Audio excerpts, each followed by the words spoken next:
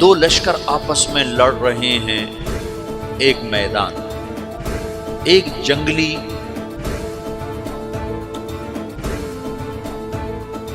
بدوؤں کا قافلہ، جنگل کے لوگ اپنے قبیلے کو لے کر، ایک جنگلی قبیلہ اپنے سردار کے ساتھ نقل مکانی کر رہا ہے ایک جگہ سے دوسری جگہ۔ اللہ کا نظام کہ یہ لوگ چلتے چلتے چلتے اس وادی میں پہنچ گئے جہاں جنگ ہو رہی ہے، دو لشکر آپس میں لڑ رہے ہیں۔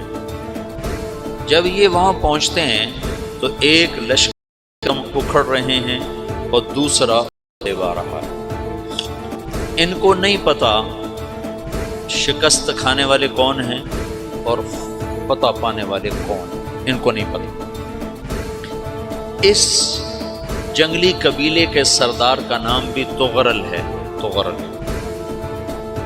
تو یہ سردار کہتا ہے جو شکست کھا رہے ہیں ان کی مدد کرو، کچھ پتہ نہیں کون ہے، کہتا جو شکست کھا رہے ہیں ان کی مدد کرو۔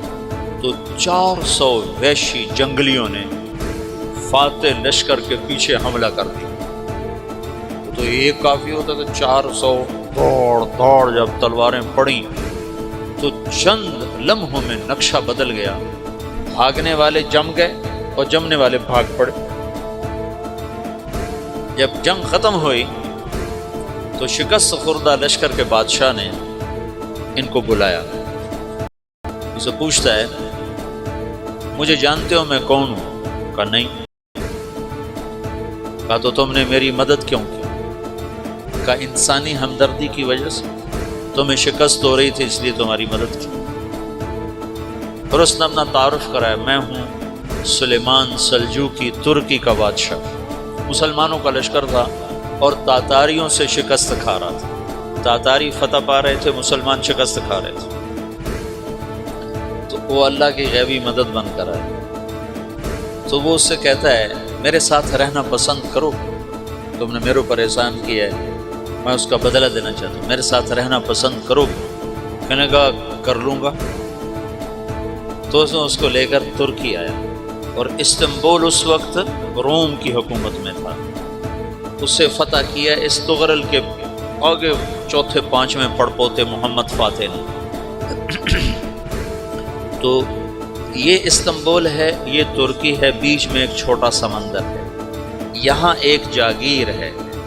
تو سلطان سلیمان کہتا ہے یہ جاگیر تجھے وقف ہے، ادھر سے رومی مجھے تنگ کرتے ہیں حملے کر کر کے، تو میرا دفاع کرتے رہنا، یہ جاگیر تیری۔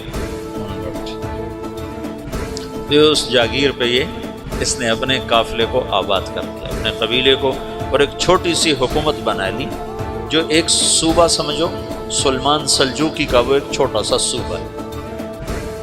وہاں جب یہ رہ پڑا تو پھر یہ ایک شیخ کے بیعت ہوتا ہے، وہاں شیخ طریقت ہے، ان کے یہ بیعت ہونے جاتا ہے۔